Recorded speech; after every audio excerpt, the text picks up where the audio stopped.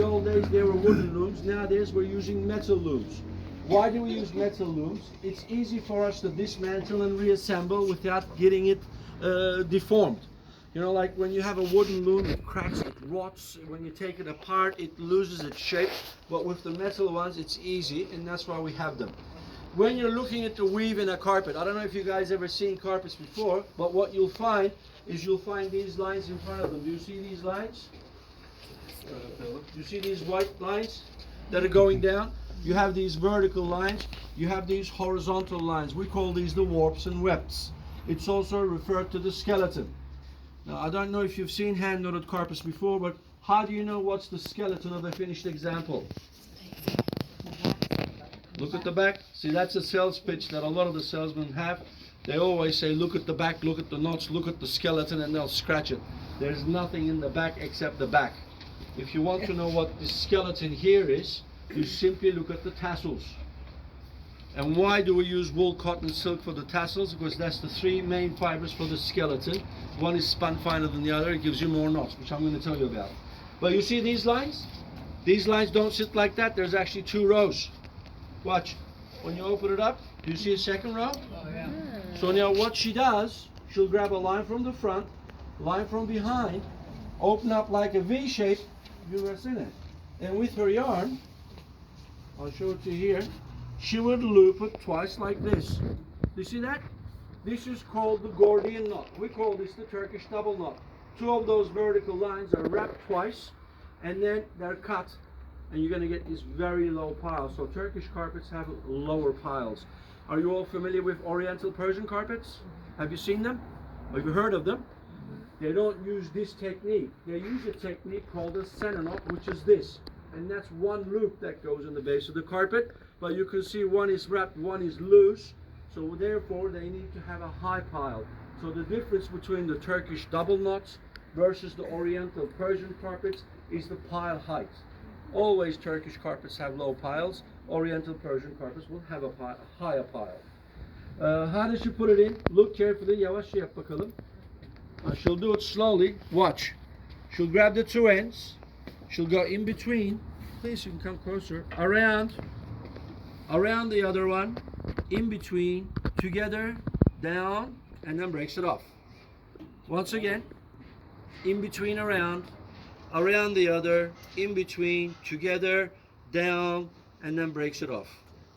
Now once she puts the row of knots in from one end to the other of this carpet here, she needs to lock those down, and she needs to lock these vertical lines. So what she does, she'll grab her line, the vertical lines are there, the horizontal line will go underneath one, over the other, underneath one, over the other, and then vice versa, similar to a straw basket weaving technique.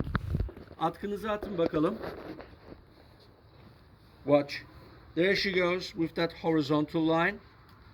She'll go all the way across. And that line needs to be hit, and it needs to be compressed by the help of a tool that she has in her hand called a kirkit. See this? Ver bakayım. You see this comb-like tool? This is an important tool. The harder they hit, the tighter it's compressed, the accuracy design becomes. So when they hit it hard, it means it's going to be a good carpet. So for these ladies to hit this hard and make it tight, what do? We put the picture of their husbands in front of them.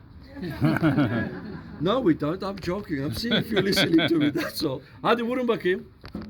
Look.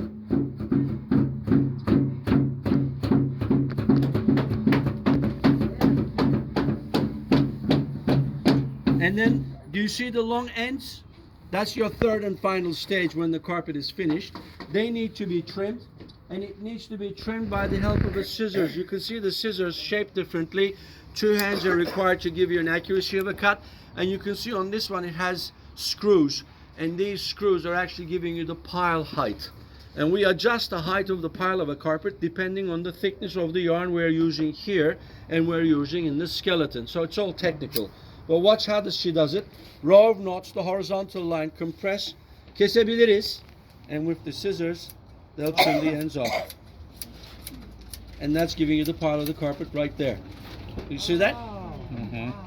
If you are wondering how long it takes carpets to mate, in general, carpets are produced anywhere from a month, month and a half, up to about 12 to 13 years. Now the one she's making is a 6 feet by 9 feet. It's wool on wool. It'll take her about 6.5 months to make.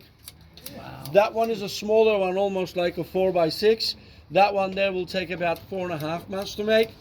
And that little one over there that she's working on, turn around and have a look at that one. You can come close to it too. Let me just get through and I'll show you about that. See this little guy here? This is going to take her about 2.5 to 3 years to make. Now this is the finest carpets in the world. This is why Turkish carpets are very, very popular in the world. They do produce the finest silk carpets in the world, and we're #1 on that for sure. Silk, we farm it in Turkey, and I'm going to show you how we extract silk from a cocoon. It'll give you an idea. But if you're wondering about the designs, how do they follow it? It's quite simple. Do you see these grids? Now every little square you see in the grid is a knot. Every little square you see here is one of these vertical lines. So if she's going to be, say, putting the eye of the horse, and from the corner to where the eye of the horse is horizontal wise, she'll count 25 spots. This means she needs to count 25 of these, picks the one in the front and back, loops it with that color, goes down and cuts it. Quite simple. Sounds simple, doesn't it? No. So now guys, if you hear stories of people saying this to you, oh, this is a silk carpet, it needs to be made by girls who are the age of 13 or 14 because they have small fingers or keen eyesight, you know, that's baloney. That's nonsense. Today, right this minute, you guys get me, a 30, 32, even a 35-year-old girl to sit away from this for 5 minutes. This takes 2.5, 3 years. And this is an artisan at the fullest level where she can make the most finest silk carpets in the world. Any questions?